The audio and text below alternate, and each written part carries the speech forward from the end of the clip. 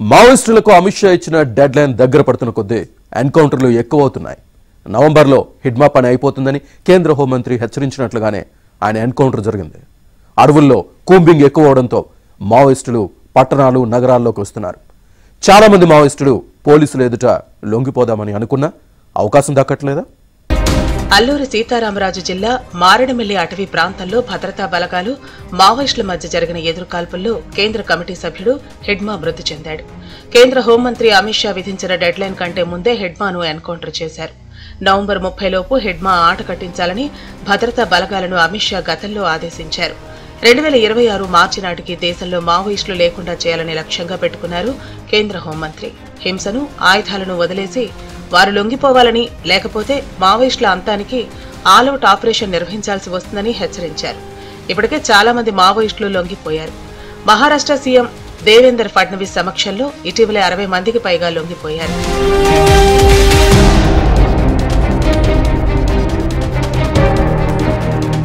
మారేడుమిల్లిలో జరిగిన మావోయిస్టు అగ్రనేత హిడ్మా, మరో అగ్రనేత దేవ్ ఎన్కౌంటర్ స్థలంలో దొరికిన డైరీలోని కీలకమైన సమాచారంతో విజయవాడ నగర శివారులో పెనమలూరు పోలీస్ స్టేషన్ పరిధిలో ఉన్న న్యూ ఆటోనగర్లో 28 మంది మావోయిస్టులను అరెస్టు చేశారు.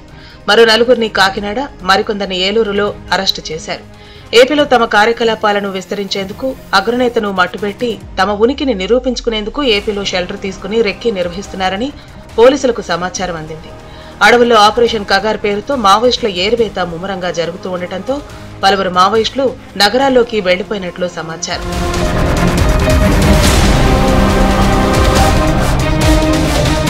పెనమలూరులోని ఒక ఆర్కిటెక్ట్ కు చెందిన 3 అంతస్తుల భవనంపై ఆక్టోపస్ తో పాటు గ్రేహౌండ్స్ బలగాలు కృష్ణా జిల్లా ఎస్పీ విద్యాసాగర్ నాయుడు నేతృత్వంలో మెరుపు దాడులు నిర్వహించాయి.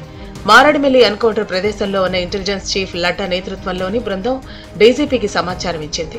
ఎన్కౌంటర్ ప్రదేశంలో దొరికిన సమాచారం ఆధారంగా వెంటనే కృష్ణా జిల్లా ఎస్పీని న్యూ ఆటోనగర్ ప్రాంతానికి పంపారు. ఒక్కసారిగా గ్రేహౌండ్స్ తో పాటు ఆక్టోపస్ బలగాలు చుట్టుముట్టడంతో ఆ భవనంలో ఉన్న 28 మంది ఖంగు తిన్నారు. కొంతమంది నిద్రమత్తులో ఉన్నారు. 10 రోజుల క్రితం ఇక్కడికి వచ్చారని పోలీసులకు సమాచారం అందింది. ఒక మహిళ వీరి ఆలనా పాలనా చూసినట్లు సమాచారం. ఆమెను కూడా అదుపులోకి తీసుకున్నారు. 28 మందిలో 21 మంది మహిళా మావోయిస్టు పీపుల్స్ గెరిల్లా ఆర్మీకి చెందినవారు కాగా 7 మంది పురుషులు కూడా ఉన్నారు. ఈ 28 మందిలో 9 మంది మారేడుమిల్లి ఎన్కౌంటర్లో మరణించిన మావోయిస్టు అగ్రనేత దేవ్ కు రక్షణ సిబ్బందిగా ఉన్నారు. మిగతా వారంతా గెరిల్లా ఆర్మీకి చెందిన వారని తేలింది. ఈ 28 మందితో పాటు మరో 4గురిని కూడా అరెస్టు చేశామని ఏపీ ఇంటెలిజెన్స్ చీఫ్ లడ్డా తెలిపారు. కొంతమంది సిటీలో సెంటర్ తీసుకోవడానికి ప్రయత్నం చేశారు. కొంతమంది అడవిలో కంటిన్యూస్ గా మూవ్మెంట్ ప్రయత్నం చేయడానికి చూశారు. ఇదే సందర్భంలో లాస్ట్ 1-2 డేస్ నుంచి ఒక స్పెసిఫిక్ ఇంటెలిజెన్స్ డెవలప్ అవుతే ఏఎస్ఆర్ పోలీస్ ఆపరేషన్ లాంచ్ చేస్తే ఈరోజు మార్నింగ్ అరౌండ్ 6:37 మధ్యలో మారేడుమల్లి నార్త్ సైడ్ లో ఎదురు కాల్పులు జరిగింది. విజయవాడ శివారు న్యూ ఆటోనగర్ లో తలదాచుకున్న వారంతా కూడా ఛత్తీస్గఢ్ రాష్ట్రానికి చెందినవారు. వీరంతా షెల్టర్ జోన్ గా విజయవాడ శివార్లకు వచ్చారు. మొత్తం 5 జిల్లాల్లో వీరు తమ షెల్టర్ ను ఏర్పాటు చేసుకున్నారని సమాచారం. కాకినాడ, ఏలూరు, కృష్ణా, ఎన్టీఆర్, విజయనగరం జిల్లాల్లోని షెల్టర్ జోన్లలో వీరు ఆశ్రయం పొందుతున్నారనేది ప్రాథమిక సమాచారం. వీరందరినీ రహస్య ప్రాంతానికి తరలించి ఇంట్రోగేట్ చేస్తున్నారు. ప్లానింగ్ ఏంటన్నది, వాళ్ళ వెనకాల ఏ వ్యూహంతో ఇక్కడ చేరారన్నది మనకి డీటెయిల్డ్ ఇన్వెస్టిగేషన్లో భాగంగా వస్తుంది. That is one thing. ఇక్కడ ఎందుకు చేరారు, పాసిబుల్ ఎక్స్ప్లెనేషన్ ఏముంటుందంటే this is an industrial area కాబట్టి ఇక్కడ చాలామంది బయట నుండి మైగ్రెంట్ లేబర్స్, వర్కర్ చాలామంది ఉంటారు. సో డిఫరెంట్ రాష్ట్రం, ఈవెన్ ఛత్తీస్గఢ్, ఒరిస్సా నుండి వచ్చే వాళ్ళు కూడా చాలామంది ఉంటారు, డ్రైవర్స్ ఉంటారు. కాబట్టి I think this is a good area for them to come అని వాళ్ళు అనుకుని ఉండొచ్చు. వీళ్ళల్లో ఈయన దేవ్జీ అన్న ఆయనకి సంబంధించిన ఒక 9 మంది ప్రొటెక్షన్ టీం ఉన్నట్టు మాకు తెలుస్తుంది. ప్రాథమిక ఈ లెవెల్ ఇన్ఫర్మేషన్ బట్టి మనకు తెలుస్తుందండి.